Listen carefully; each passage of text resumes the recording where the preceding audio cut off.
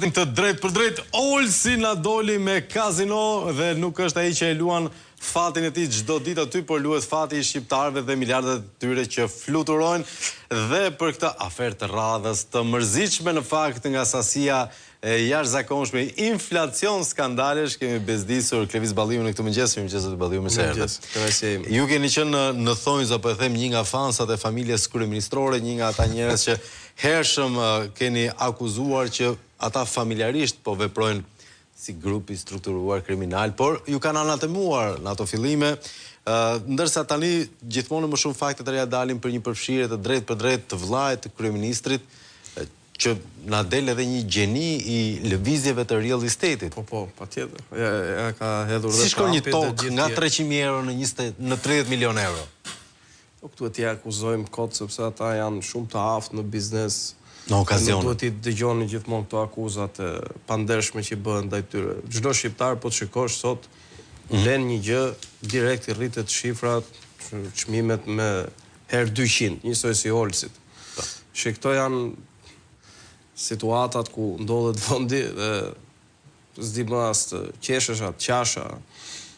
Problemi këtu është që s'ka drejtësi. Se nuk mund t'i gjej Belin Këlliçi këto dokumenta dhe nuk i gjeka do të Spaku, se Spaku marrin nga 10.000 euro në muj ata prokurorët aty. Belinit nuk i japin 10.000 euro në muj. Dhe i gjen. Ata kanë staf për t'i gjetur këto. Ai s'ka staf. Pra, opozita e gjen. Pse nuk gjen këta? Pse duhet presin ta denoncojmë ne? Sillni prova, thë bravo. Po, ç'prova do më firm se çka aty ja thash unë aty kur e takova. Pavarësisht se del në Bullolla thotë jo, po u tha kjo, s'u tha ajo. Ke firmën i thash te Edi Ramës për provë. Pse nuk shkon ta hetosh? Kanë shku ta AZT-ja. Gjithë firmat e kullave kush i ka dhënë? Edi Rama. Edhe këto që janë kapur në kulla tani për trafikante drogës dhe biznesmenë të gjithë. Po firmat i ka firmosur ky, si ka firmosur. Sa po diskutuam me Qynën, po. Prandaj, te gjitha firmat i ka Edi Rama. Por kur vjen puna te Belinda, te Rama, çanti te Rama dhe te familja e vet, hetimet ndalojnë. Ju dini fare mirë që ato po bëjnë një projekt ligj, kërkojnë të cilën një projekt ligj për lojrat e fatit, që është bëhet për Olsin. Do japin 5 licenca, do t'ja japin këtij Gert Hakës, këto shokëve të Olsit që mban këngë. I njëjti emër që ishte edhe te kazinoja? Po të njëjtët janë. Shka këto grupi që rrin ky me ata rrin kudo. Nuk është se fshihet. Nuk është se fshihet, s'është as nuk fshihen më sepse e kanë kthyer drejtësinë, e kanë futur në qarkun e vet, e kanë mbërthyer sistemin e drejtësisë dhe nuk pyesin më. Se nuk e gjithë e din ato. Ju e keni parë që edhe ligji për kazinot e ndalon atë kazinot tjetë aty ku është. Duhet tjetë brenda hotelit, s'është brenda hotelit kazinoja aty. Është e stadiumit, nuk është e hotelit. Po. Dhe nuk duhet tjetë ngjit me një kazino tjetër që është 100 metra më andej. Se ndalon ligji. Nuk duhet tjetë afër universitetit, se ndalon ligji. Ligji që kanë bërë këta, që e kanë bërë vetë. Po kur vjen puna, ligji është për qytetarët, nuk është për këta. Këta mund ta shkelin, mund të bëjnë ç'të duan. Për sa kohë rriten llogaritë e tyre bankare. Dhe patjetër që kjo është në përfshirje direkte me krimin organizuar. Ne dim fare mirë që në Shqipëri, dhe nuk mendoj që ka ndonjë djathtë apo i majt, që nuk e di, që krimi organizuar, në veçanti kartelet e drogës, një pjesë të mirë pastrimit tyre të parave e bëjnë edhe te këto kazino. Ndërkombëtare kjo si praktik. Ndërkombëtare si praktik, po këtu është shumë e theksuar, sepse këtu keni organizatat kriminale që janë edhe në brenda qeverisë, janë edhe në ato që kanë biznesin e tyre, pra krimin, trafikun e drogës, dhe janë po dhe njësoj tek pastrimi i parave. Pra këta i kanë kapur të 3 hallkat për të investimet e tyre. Dhe në mes të tyre qëndron Olsi Rama, i cili nuk është era parë që del në këto lidhje, se mos harrojmë Zibrakën. Doli Dumani dhe pyeta në parlament, që si mund të dalësh ti të thuash që ne nuk e dim se kush është, po jemi të sigurt që s'është Olsi Rama në Zibrak. Kur nuk e di kush është, si e dike që s'është ky, do të në cilin vend botës bën sens një artikulim i tillë nga në atë kohë ishte edhe kryetari i Spakut Altin Dumani. Madje e pyeta që urdhëroi ku e ke Tauland Ballën, i cili thotë di unë kush ishte ai. Kur ishte ministri i Brendshëm, merra me vete i thash Tauland Ballën, edhe pyete kush ishte, meqense po hetoni, po këta nuk duan të hetojnë, këta duan të bëjnë sikur hetojnë. Për shembull, ju e keni parë që thonë arrestime të niveleve më të larta në historitë të Shqipërisë. Po, janë bërë arrestime. Po pse ka rënë lufta kundër korrupsionit? Ti ke bërë arrestime me marrëveshje, futu si deputet në burg apo si politikan edhe dit biznesmen, se që doli Sajmir Tahiri. Futu si deputet, doli si biznesmen. Ta kanë bërë marrëveshje, nuk kanë godit korrupsionin. Godasësh korrupsionin, godit atë që bën firmën. Firmat i ka Edi Rama. Asgjë s'ndodh aty. Këta smartohen dot pa firmën e Edi Ramës, jo bëjnë vjedhje. Ndërkohë, e para njërë më bërë shumë kurioz, sasia e jashtëzakonshme e rasteve ku deli përfshirë në mënyrë të drejtë për drejtë Olsi Rama. Cila është kjo nevojë që tjetë nga shofer në makinë trafikantësh në prestanome për hile me tokat për një licencë kazinoje, për skema ndërtimi. Cila është nevoja e vllajt kryeministrit të jetë i përfshirë në mënyrë të drejtë për drejtë në këtë aferë dhe mbi të gjitha, nëse do ishit në të njëjtën bisedë me Klodian Braun, cilat janë provat në aferën e fundit për kazinon tek stadiumi që gozhdojnë ata? Për kazinon ata duhet kishin shkuar që në momentin që kazinoja u hap sepse është në shkelje të ligjit në pozicion ku është. Pra edhe sigurisht është çdo gjë e ligjshme nga veprimtaria. Nuk është në atë në pozicionin ku duhet, sepse është 200 metra larg universitetit, që nuk e lejon ligji. Është 100 metra larg një kazinoje tjetër që nuk e lejon ligji, kazino që ka qenë për vitesh. Është domethënë ka 1001 problematika. Fakti tani që dalin dhe këto dokumenta të tjera, minimali këta duhet trasin Olsi Ramën në SPAK dhe të fillojnë hetimet, por nuk kanë për të bërë një gjë të tillë. Që të ndodhi drejtësia duhet bi qeveria. Kjo qeveri nuk e lejon vendin të ketë drejtësi, sepse nëse do të kishte drejtësi Rama do ishte në burg. Tani Rama nuk do ta lejojë veten të shkojë në burg. Dhe arsyeja pse është Olsi, njeriu që ka çuar atje, Ramës përgjithsisht i ka hecur me disa personazhe, por gjithmonë i ka qëndruar me Olsin skemat e tij për vjedhje të mëdha dhe të lidhjet me krimin organizuar nëpërmjet Olsit, sepse është garancia e Ramës tek kartelet që unë po ju jap vllajin. Ai ka përdorur dhe Ergysagasin, por nuk është vllai. Dhe ja ku e shet Ergysagasin i thot largo, ik, bën sikur se njeh. Ndërkohë që dje i mbante telefonin, sillte filxhanin, i sillte pjatën, çdo gjë ja bënte Ergysagasi. I rrinte në ngjitur. Rrinte më afër se bashortja vet me Edi Ramën. Pra, në këtë aspekt, Olsi është garancia e marrëveshjes të pushtetit me kartelet, të politikës me krimin. Kjo është marrëveshja që ka Edi Rama. Garanci thot, keni vllajin. Është me ju, unë jam me ju, ja ku e keni në bizneset me ju. Që është Olsi te Zibraka, është Olsi me këto pojat, është Olsi me këtë kazinot, janë njerëzit e Olsit, janë lekët e Olsit, që ka qarkulluar Olsi. Dhe këto biznesmenët që flasim ne, dhe këto kartelet që flasim ne, këto janë gjithë njerëz të cilët Olsi Rama ka qëndruar, ka ndenjur. Po këto nuk janë çështje që i përkasin sy të qytetarëve apo të këto janë çështje të drejtësisë. Pyetja themelore sot që ngrihet dhe për qytetarët unë këtë kërkoj, sepse është ngritur një propagandë që këtu është bërë nami me drejtësinë. Dhe është shumë problem për një shoqëri kur mendon që ka drejtësi kur s'ka. Se ja ku e keni. Ka vite të tëra, më thoni një hetim, një herë t'jetë thirrur Edi Rama në SPAK, i kërkova Braus. Ke mbledh telefonat e gjithë dynjas o zotëri atje. Ke thirrur gjithë dynjan atje. Më thuaj pak ty nuk qoftë edhe zëre se nuk ka faj Edi Rama. Për person djeni nuk është ky për këto afera që thua ti? Se ti ke mbar për liceratorët. Po s'di gjë ky. Që ka dalë atje tha unë firmos pap. Po si person djeni nuk e merrti këtë njeri? Po kullat që ti thua, po kya nuk është firmëtari, nuk është kryeministri, se këta kanë bërë një ligj të posaçëm që duhet të jetë vetëm Edi Rama që firmos. Po mirë ti kur e ke parë këtë ligj, nuk të shkon në mendje si person djeni, si funksionon kjo për shkak? Ta thrasësh kryeministrin? Si person djeni të paktën. Po jo zero nuk duhen. Atje po ju them, ju garantoj. Ka një garë në SPAK kush i lëpihet për shumë Edi Ramës. Ka një garë. Ta i bëjnë lora njëri tjetrit për ta nxjerrë keq njëri tjetrin tek Rama, që Rama të heqë njërin dhe të vendosi tjetrin.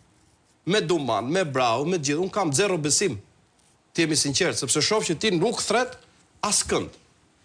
Olsi është thirrur një herë për të thënë që nuk ishte Olsi, nuk e dim kush ishte, por nuk ishte Olsi. Thirrur dhe nuk u mor vesh kurrë se çfarë u tha dhe çfarë s'u tha. Ndeti 10 minuta dhe doli. Është një tani pra në këtë aspekt mendoj që në shoqërinë tonë ka shumë nevojë për të vërtetën, sepse nëse do të largohemi nga e vërteta, e di çfarë ndodh? Do urren njerëzit që e thonë të vërtetën. Dhe kur ndodh ajo, pastaj shoqëria mbetet në një situatë destruktive, ku krimi apo llumi apo banditizmi hiqen pasaj si të pastrit e një shoqërie. Dhe qytetarët e ndershëm do ta vuajnë në kurriz. Rikthehemi pak te Olsi Rama, nëse më lejoni, se më intrigon shumë personazhi Olsi Rama. Është në vlerësimin tuaj vllai që përfiton për shkak se vllai është kryeministër, apo është gjithashtu ortak i kryeministrit dhe si garanci kanë lidhjen e gjakut për të pasur dhe paratë e kryeministrit? Se, për shembull, një pronë që blihet për 320.000 euro, sa një shtëpi me çmimet mesatare, dhe për 2 muaj rivlerësohet në 26 milion euro. Blihet sa një shtëpi, po duhet të jetë 100 metra katror shtëpia, 320.000 euro. Po. Kurse ai ka bler 320.000 euro, po sa metra katror ka, sa 2 lym ka aty. Po, sigurisht. Pra nuk është ka bler 320.000 euro ai, pa i ka bler për të bërë shtatë. Një stadium. Po, pra ka bler 320.000 euro, ta sheshet 26 milion euro. Pra nuk është Olsi një partner. Olsi është... Po cila është marrëdhënia që kanë, përveç pjesës që e dim që janë vëllezër? Është Rama në biznes, është Rama tek krimi, është garancia e Ramës, fytyra e Ramës është aty. Ai e ka marrë Pra nuk është se Olsi po përfiton në kurriz të... Olsi t'i japin pjesën e vetë, vetë e mban, nuk ka rëndësia jo. Tu rëndësia ka që Edi Rama ka dhënë si garanci vllajën e vetë. Pra kjo është një lidhja e Ramës me krimin nuk është thjesht politike elektorale, është familjare tani më. Ai e ka futur në një garanci gjaku marrëveshjen kriminale, elektorale, monetare të pushtetit aktual. Pra ndërtimi i narkoshtetit ka dashur disa garanci. Një nga këto garanci, Rama ka çuar vllahën e vet. Ky është mendimi im, por unë e theksoj, Flavio, nuk ka në çdo vend botës do dalë një politikan që është i korruptuar. Diferencën e bën një pala duhet ta denoncoj, opozita e ka denoncuar. Drejtësia. Pjesa e dytë është drejtësia të bëj detyrën, që nesër një politikan tjetër mund të ketë dëshirën të vjedhë, po thotë jo, se këtu futesh në burg. Kurse Olsi, Rama, Belinda, këto nuk e kanë këtë problem. Se këta thonë ne mund të shesim në një tjetër. Pa ne mund të shesim një Taulant, një Erion, mund të shesim një Erion, mund të shesim dikë tjetër, dhe ne ndërkohë vazhdojmë punën dhe bëjmë dhe si të ndershëm që e kemi bërë ne këtë drejtësinë tot. Cilën drejtësi ke bërë? Sa para janë konfiskuar nga kjo drejtësi të këtyre politikanëve që kanë arrestuar këto? Cilat lekë ke konfiskuar ti Sajmir Tahirit? Ai duket sikur i dhan lek brenda. Pra në këtë aspekt dhe kështu janë të gjithë të tjerë që kanë arrestuar këto, drejtorët që kanë arrestuar këto. A nuk doli ai Alçi Bllako? Po. Po çfarë ndodhi? Kur mor vesh gjë këtu? Çfarë ndodhi me paratë që janë vjedhur? Janë 400 milion euro të inceneratorët. Ai doli si i varfër. Po çfarë? Prandaj po them që në shoqëri funksionon kjo dhe ne duhet të shtyjmë dhe të informojmë opinionin publik dhe të bëjmë betejë, të luftojmë që të kemi shoqëri që e kemi, një opozitë që denoncon, nuk shen sy njeri, po denoncon kushdo qoftë, dhe të shtyjmë drejtësinë. Dhe unë që jam më mosbesuesi ndaj kësaj sistemi drejtësi, jam prap i pari që them hajde ti mbështesim dhe ti dalim garant, o zotëri, ju keni një popull të tërë që do ju mbështes. Dilni dhe bëni detyrën se do ju mbrojnë. Opozita është akuzuar në fakt për qëndrimet e saj ndaj SPAK-ut, edhe pse ju e keni furnizuar me dosjen në mënyrë të rregullt, pavarësisht kritikave që keni bërë publikisht. Unë të drejtë për të kritikuar, unë kem drejtë të kritikoj këtë dua. Njerëzit kritikojnë papën, duke të koka Dumani edhe unë s'kam fuqi të ndaloj hetimin. Kur të kritikon kryeministri dhe të kërcënon kryeministri, atëherë ke problem, sepse ai ka në dorë të pengojë, siç e bëri me Belinda Ballukun. Sepse ai ka fuqi ekzekutive. Unë mund të them çfarë të dua. Unë fjalën kam. Unë mendoj që kjo drejtësi është e shitur. Mendoj që këta janë në garë që kush i lëpihet më shumë Edi Ramës. Dhe e bazojnë në disa fakte këtë logjik. Të them urdhro zotëri janë gjithë to afera të kaluara me vendim Këshillit të Ministrave dhe këta nuk e thrasin Edi Ramën. Thrasin gjithë ministrat, gjithë drejtorët përveç Edi Ramës. Këdo tjetër përveç atij. Përveç atij. Por pjesa e pastrimit parave në ndërtim është kulmi, sepse është firmë me këtij dhe ky e ka bërë një ligj posaçëm për këtë. A do jetë nga Olsi kjo, Rama. se po e diskutonim para se të futeshim në studio. Sigurisht kryeministri ka çështje të hapura në SPAK, na e raportoi edhe kolegu Qyno, e dim gjithë që përfshirjen e tij në afera të panumërta. A mendoni se ka një çështje apo një aferë apo një ligj apo një firmë që do të jetë fatale për kryeministrin? Ju mendoni ndërtimi? Ndërtimi është lidhja. Shqipëria problemin të madh ka krijimin e narkoshtetit. Që të krijojë narkoshtetit duhet kapur drejtësia, duhet kapur mediat, duhet kapur analist, duhet futur frika, duhet marrë informacioni i çdo qytetari, duhet vjedhur prona që të krijojë narkoshtetit. Të gjitha këto u krijuan me akshin, u krijuan që po mos ma digj çështjen tjetër pastaj. Po jo, e kam thënë, u krijuan me akshin, u krijuan me pastrime, u krijuan me kanabizimin e vendit. Filloi u larguan njerëzit nga bujqësia, u larguan njerëzit nga Shqipëria, nga puna, të rinjve ju dha një formë tjetër, një logjik tjetër, që çfarë duhet bësh pedagog, se ti mund të merresh me kanabis dhe i bën ca lek, mbushi burgjet me tri për një fushat dizinformuese apo për dhënë idenë që këtu ka shtet, shpikët një ligj që me një cigare ashash dënoheshe 5 vjet burg, ndërkohë këta me tonalata u bën biznesmen, dhe shikosh mediat e qeverisë për shkak kur arrestohet një njeri thon, kapet biznesmeni me 500.000 euro në bagazh. Nuk ka biznesmen me 500.000 euro në bagazh, ka trafikant me 500.000 euro në bagazh. Nuk janë biznesmen, ata se i bjen në qafë biznesmenve. Ka shumë biznesmen që unë se du vare, po në kuptimin janë biznesmen. Nuk merren me drogë. Mund t'jenë të majtë, mund t'jenë djatë, mund t'jenë pa parti, mund t'jenë bura mirë, mund t'jenë burat këqi. Po janë biznesmen. Të mund t'i përfshish biznesmenet me trafikantët. Pra, ndërtimi i narkoshtetit kërkonte disa hapa. Aty është ndërlidhja kryesore. Dhe aty është dhe gjithë, kur u ndërtua, problemi themelor që kanë këta sot është paraja. Ku do i çojmë? Ku do i çojmë? Si do i pastrojmë? Dhe kë gjetën? Gjetën turizmin, me hotelerie, rezorte, këto, gjetën kullat, dhe pallatet me Erion Veliajn. Se duken se kullat bien sy shumë, por janë bërë diku tek 20 milion metra katror ndërtim nga Erion Veliajn.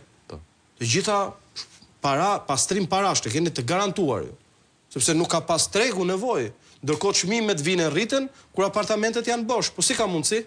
Sepse është pastrimi i parave drogës. Kjo këtu, në rastin e kullave, ka një veçori, që këta kanë bërë ligjin, që këtë punë ka në dorë vetëm kryeministri. Dhe nuk mundet të ketë një hetim serioz në këtë linjë pa thirrur Edi Rama. E kuptoj. Ndërkohë, një çështje të fundit që dua të prek me ju zoti Balliu, është ende pak e paqartë dhe akoma më misterioze arrestimi i Ermal Beqirit në Francë. Për publikun, Ermal Beqiri ishte bashkëpunëtor i ngushtë i Ergys Agasit, përfituesi kryesor i tenderave të Akshit, që dhanë gjithë informacionet e qytetarëve i kishte ai. Ai është njeriu që kontriboi edhe me ekspert për ngritjen e patronazhimit si metodologji teknike, dhe çështja është që e kapin duke bërë spionazh ndërkombëtar në Francë. Paktën është një dyshim, se mund të ishte edhe fluturim turistik, po edhe vetë Rama nuk është larg spionazheve në Francë, apo për Francën. Nuk e dim. Edhe vetë Rama nuk është një dashamirës, është ai frankofonisë. Po, ai është një dashamirës i asaj fushë. Pra në këtë. Do të thënë ata kanë James Bondin, ne kemi Vaga Bondin, se kuptohet. Ne kemi Beqir Bondin. Do të thënë në mendoj që thelbi tek Akshi. Si e mësuat lajmin për Ermal Beqirin dhe si e vlerësoni? Unë mendoj që është pozitiv arrestimi i tij. Dhe mendoj që në qoftë se do të kishim drejtësi të vërtet, të ushtrohej presioni i duhur që ai të ishte një pentito për të treguar skemën tyre dhe për të marrë sa më shumë informacion për thirrur Ergys Agasin, i cili do të na çonte edhe tek skema e pengmarrjes të biznesmenit tjetër, sepse Ergys Agasi ka qenë ves për këtë, por Ergys Agasi do të ishte thelbi për një seri çështjes, qoftë çështja e aeroportit, në të cilin u ekzekutua Gilman Dodani dhe agenti i AMP-s, nëpërmjet Ergys Agasit do mund të shikohej dhe do mund qytetarët të informoheshin të gjithë marrëveshja dhe inkriminimi që i është bërë strukturës të policisë shtetit dhe bashkëveprimi i politikës me Ergysi është Chelsea si u bë Shqipëria narkoshtet, mendon? Jo, është një nga aktorët, Chelsea është Edi Rama. Jo, në kuptimin Chelsea për ta zbërthyer kthimin e Shqipërisë. Po, ai do të zbërthente shumë, atë rol nuk e ka pasur vetëm Ergys Agasi, kanë qenë edhe të tjerë dikur, por Ergys Agasi në atë rol, si koordinator i krimit, ka qenë afatgjat dhe mbase nga arroganca e tij ka lënë më shumë shenja se dikush tjetër, por mund të them që nëse Ergys Agasi do detyrohej të fliste në një mënyrë apo në një tjetër, mendoj që qytetarët e gjitha ato akuza që kanë ngritur opozita, sa të cilat mund të duken farfetch, po që të pabesueshme. Janë shumë të vërteta dhe për çdo qytetar që na ndjek, nëse ka një arsye pse sot të ardhurat tuaja nuk e kanë të pamundur që ju të keni një jetë normale në Shqipëri, është pikërisht lidhja e politikës me krimin, cila ka rritur kostot e jetesës në Shqipëri. Është pastrimi i parave që ka rritur kostot e jetesës në Shqipëri. Është pastrimi i parave që ka rritur taksat në Shqipëri, sepse këta kërkojnë që të marrin sa më shumë para dhe përdorin taksa, për shembull, vend taksën e betonit, taksën e kësaj, duke shkatruar biznesmenin e ndershëm. Po këtyre nuk i vjen punë se këta thonë shqyqyshi po rriten taksat që të heqim ca nga këto legët se s'kemi ku t'i çojmë. Pra dhe ka një marrëveshje patjetër në përmjet saj. Pra, Ergyll Sagasi do mund të zhbirilonte, do të tregonte dhe do të nxirrte në pas se si e ka ngritur Edi Rama të gjithë strukturën. Dhe për Akshin Edi Rama nuk është thirrur. Akshi, qytetarët nuk e din, po një pjesë e mirë nuk e din se ma kanë thënë, Akshi është institucion direkte në varësi të kryeministrisë. Pra, është e pamundur që një individ... Po zvaret nga një ministri tjetër linjë. Jo, varet direkte nga kryeministri. Dhe është e pamundur që një individ që s'ka asnjë funksion zyrtar të shkojë në një institucion që është në varësi të kryeministrit pa lejen e kryeministrit. Pse do ta dëgjonte ajo Karçana që e nxorrën? Dy fishonte fondi limit për çdo tender. Nga dy i tha bëje 4 dhe atë fondi kush e mori? EA Solution. Që ishte kompania Ergyll Sagasi dhe Ermal Beqirit. Tani, për të rikthyer pak tek Ermal Beqiri, e para një fluturimi i tij mbi një central bërthamore dhe kjo duket kështu si sken filmash, na tregon gjithashtu që zoti Beqiri lëvizte lirshëm nëpër Europë, pavarësisht se ne kemi në kërkim? Ne kemi në kërkim, po varet se sa në kërkim e kemi. Okej. Edhe Ergyll Sagasi është në kërkim, po unë gjithë që rrinë me Suel Qelën gjithë ditën. Pra, do më thonë, varet se kjo është problemi i inkriminimit të institucioneve të shtetit dhe të politikës, qeverisë, që ato e pengojnë hetimin. Po të shikosh dosjet më të mëdha kriminale në Shqipëri vinë nga SKCC, pra nga prokuroria belge apo prokuroria franceze. Pra janë ato të cilat i kanë shtyrë deri në një moment që kemi çfarë bëjmë, duhet të bëjmë ekzekutimin e masave të arrestit. Po gjithmonë kokat nuk gjenden, sepse del informacioni. Pra, mendoj që ajo është një pjesë e atij problemi që ne po diskutonim, përfshi këtu edhe Spakun, që dekonspirohen operacionet sepse kanë lidhje me këtë situatë. Në të gjithsesi, unë du ta theksoj edhe një herë që unë që jam nga më skeptikët për Spakun dhe për punën që ato po bëjnë, jam gati të them, hajde na kërkoni çfarë ju duhet si ndim, jemi gati të rim si roje te Spaku, po bëni detyrën, por minimalja mos tallemi me publikun, që të themi që këtu po bëhet drejtësi, kur ti në luftën kundër korrupsionit ke rënë, dhe nuk e them unë, e thot Bashkimi Evropian, sepse ti nuk ke luftu sistemin, nuk ke luftu korrupsionin, çka kanë bërë këta dhe ja thash dhe brahos, e vetmja gjë që po bëni ju po ndroni emrat e karteleve. Pra ju kërkoni të zëvendësohet, po themi, Çela Metroplinin, por sistemin ta mbani gjallë. Sistemi është Rama. Doni të godisni sistemin? Godisni Ramën, sepse i ka ai firma. Edhe deputetët që i kanë arrestuar janë zëvendësuar me emra të tjerë, po mandati s'është rrezikuar. Mandati qëndron, është identik, ke shumë të drejtë. Në qoftë se ti sot merr një deputete apo një deputete që është përfaqësuese e krimit dhe e fut në burg, mandati që ka marrë krimi do zëvendësohet me emrin e radhës, me anën të qazimi. Po ty nuk të bën diferencë. Krimi vazhdon të ketë përfaqësuesin e vet, biznesi vazhdon të ecë, qytetarët janë të pasigurt, kostot vazhdojnë të rinë të larta, rrogat vazhdojnë të rinë të ulta, taksat vazhdojnë të rinë, asgjë s'ndryshon. Arrestimi bëhet për të bërë një show dhe pastaj bëjnë sondazhe. Është vetëm një drejtësi në botë që funksionon me sondazhe. Me sondazhe funksionojnë partitë, me sondazhe funksionojnë kompanitë. Drejtësia funksionon me prova. Ti që kur e fillon drejtësinë me sondazhe, ti që këtu mbaron. Ndërkohë, duket se ka një raport të paqartë me drejtësinë edhe protesta qytetare që zhvillohet çdo ditë në shesh. Si e shikoni atë moment, e para një marrëdhënia në ditën e 60 mes opozitës dhe asaj proteste, si është në vlerësimin tuaj? E para unë kam thirrur në interpelancë, por këta vonojnë çdo gjë, ministrin e Brendshëm në lidhje me dhunën e ushtruar ndaj qytetarëve, që ishte një dhunë makabre në veçanti në herën e fundit, nuk lejuan as që të fillojë protesta dhe filluan shoqërimet. Do një zot e di për çfarë shoqëronin. Që s'kishin ardhur as në protestë akoma. Mund të kenë arrestuar dhe njerëz që s'kishin as në plan të vinin në protestë. Pra ka gjeni njerëz duke ecur në rrugë edhe i shoqëron, që është një çmenduri. Së dyti dhuna me gazin lotësjellës dhe piperin djeks, që është i tmerrshëm, unë kam provuar kurriz disa herë, është i tmerrshëm, djeg lëkurën, dhe kur e hedh në fytyrë të le pasoja me syt, dhe unë kam ekspertiza mjekoligjore të mia që kam probleme sot me syt për shkak të asaj, dhe t'ja hedhësh këtë të rinjve dhe njerëzve në moshë, është kriminale dhe për çfarë? Se kanë gjuajtur me vezë. Tani aty kanë nga ata që duan të gjujnë dhe mu me vezë. Po.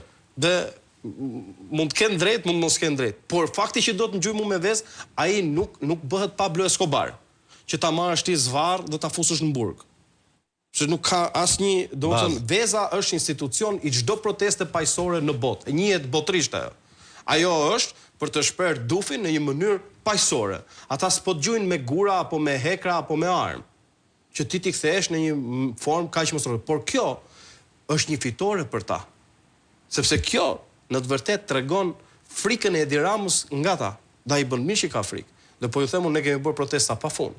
Por protestë që ta ketë zhveshur Edi Ramën në sytë e opinionit publik në Shqipëri dhe në ndërkombëtar, nuk e ka bërë asnjë nga protestat tona që e ka bërë kjo protestë. Për ta zhveshur. Patjetër se ne ishte dhe protesta politike, duhet thënë kjo. Kto ishin protesta të thirrura nga një parti, ne mundoheshim të zgjeronim drejt shoqërisë, por shoqëria nuk afrohet në protestë partijake. Ka qenë një anomali në Shqipëri që protestat thirreshin vetëm nga partitë politike, qoftë kjo PS-ja, PD-ja apo partitë të tjera. Për herë të parë sot thirret një protestë që është nga publiku. Dhe unë e mirë kuptoj shumë qytetarë që thonë po pa aty po shajnë dhe opozitën këtë se nuk janë mësuar me idenë e protestave nga publiku. Ato e thonë atë se nuk duan një përfshirje direkte të politikës. Ansi. Po nuk e duan një përfshirje direkte të politikës. Pastaj ka aty pa diskutim njerëz që sponsorizohen nga pushteti, se aty ka disa rrymë, që duan ta lënë të vetmuar protestën pa mbështetjen e popullit opozitar që patjetër përfaqësohet në masë nga Partia Demokratike. Nuk mund t'i thuash një partie politike që ka bërë gjitha denoncimet që ata i referohen atje. Të gjitha argumentat e tyre. Po që ju jeni njësoj. Nuk mund t'i thuash për shembull, po themi për ligjin për investitorë strategjik. Unë jam një ndër ta që kam nxjerrë me emra organizata kriminale që janë shpallur investitorë strategjik. Nuk mund të më thuash mua që ajo është një ide jotja. Ti ke bërë shumë mirë që ka ardhur ideja jonë. Pra, ligji për zonat e mbrojtura. 6 deputet Partisë Demokratike janë përjashtuar nga parlamenti sepse kundërshtonin ligjin për zonat e mbrojtura dhe ne kemi çuar në 37 firma në gjykatë kushtetuese. Pa nuk mund të thuash që ajo është ato kambana apo ato zhurma, megafon të pushtetit që janë aty nuk mundet të ndalojnë qytetarët. Tani po të them dhe tjetrën. Po sikur të jenë të gjithë kundër edhe opozitës edhe prap nuk duhet të ndalojë opozitën për shkuar dhe për të ndihmuar këtë protestë. Pse? Nuk është çështje personale dhe unë prandaj e vlerësoj kryetarin e Partisë Demokratike si lider të opozitës dhe një burr shteti. Sepse po të ishte për interes personal, ai mund të thotë më ta po sulmojnë mua, po sulmojnë partinë dhe ne mund të mos bëhemi pjesë e kësaj proteste. Interesi kombëtar prevalon, por në rastin konkret është shumë e dukshme që janë dhe element të disa Ky është apeli juaj edhe për mbështetësit e PD-s që ta tejkalojnë edhe atë pa diskutim. Ramburg, Berishamburg, të qëndrojnë Pa diskutim, po se është nonsens, nuk pinuj. Unë në partinë time mund ta lë dhe pa kryetar fare.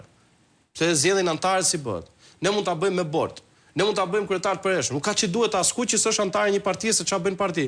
Unë socialistëve nuk i kërkoj ta heqin Ramën nga Partia Socialiste. Mbajeni shtëpi më po dëni. S'më intereson, po flasim për qeverinë që prek gjithë se ky është kriminal. Se ç'bëni në partinë tuaj, për shembull, nuk dal të them për lëvizjen bashk, hiq një Arlind Qorrë, një parti që ka gjithë jetën që thotë jemi parti e re. Pa 30 vjet aty edhe këta po isoj. Ku bëhet parti e re? Pra, domethënë në këtë as në 30 po jam 20 po po shkon. 20 vjet janë bërë, po shi parti e re. Këtë kuptim. Pra, po them që po unë nuk dal të them, unë mos ta pëlqej atë. Ka zero vlerë çfarë pëlqejun, pa ajo është partia vetë, do ta respektosh si institucion, është i përfaqësuar në parlament, mund të kesh mendime ndryshe, po mund të shkosh ti thosh ik ti nga partia jote, po ata e din vet, do të vish tot hajde bëu antar dhe kandido thot. Para me, po mund të mirë. Pra në këtë aspekt ato janë thirrje kaq të dukshme, të organizuara nga nivel i ulët edhe nga pikpamja strategjike, duket gati sigurisht pak dora e Taulant Ballës, është nivel goxha i ulët. Pra në këtë aspekt. Pra nuk mundet që të mbetemi në një jargon të tillë të ulët të dalë bojet, domethënë. Por duhet që ta mbështesim protestën. Është një protestë që është organizuar nga trit, ata po sakrifikojnë shumë. Tash me këtë vap Robi nuk do të rri me njerëz të shtëpisë ngjit, jo të rish në protestet për plasë që të bësh. Ato janë duke bërë një sakrificë dhe janë kërcënuar edhe në familje, janë kërcënuar familjarët me vendet punës, janë kërcënuar me diplomat e shkollave, po them unë. Janë kërcënuar nga bandit. Atë zotrin Prognin e kanë kërcënuar me thik. S'ka hetim. Arbërleshen e kanë lidhur me pranga në furgon, brenda, pasi e kanë shoqëruar, e kanë godit me grusha një individ që i thoshte unë jam gangsteri i gangsterëve. Brenda. Nuk e them unë që janë gangstera, janë kriminal, e thonë vetë, janë krenar këta që janë kriminal, janë krenar. Dhe nuk ka hetim. Nuk keni asnjë hetim. Ndërsa ju keni hetime pa fund për këtë se ky ka gjujtur me vezë. Çfarë do t'i jetosh asaj? E ngriti krahun kështu dhe e hodhi kështu vezën? Ata e thonë me krenari që kanë gjujtur me vezë. Një hetime meriton goditja e shefit njishit, Shinjestra, aty djali me vezë ishte për hetim ishte. Patjetër ai duhet shkojmë, unë mendoj që ne gjithë si deputet të opozitës duhet shkojmë tek ai djali, të marrim mësim që kur të shkojmë në parlament të rës tjetër të kemi edhe ne Shinjestrën me vezë për të gjithë kabineti. E mbyllim me këtë batutë. Faleminderit zoti Balliu për kohën tuaj. Miq dashur, ishte Ka Vësheto për ditën e sotme. Bashkë kishemi nesër. Deri atëherë, kujdes vezën.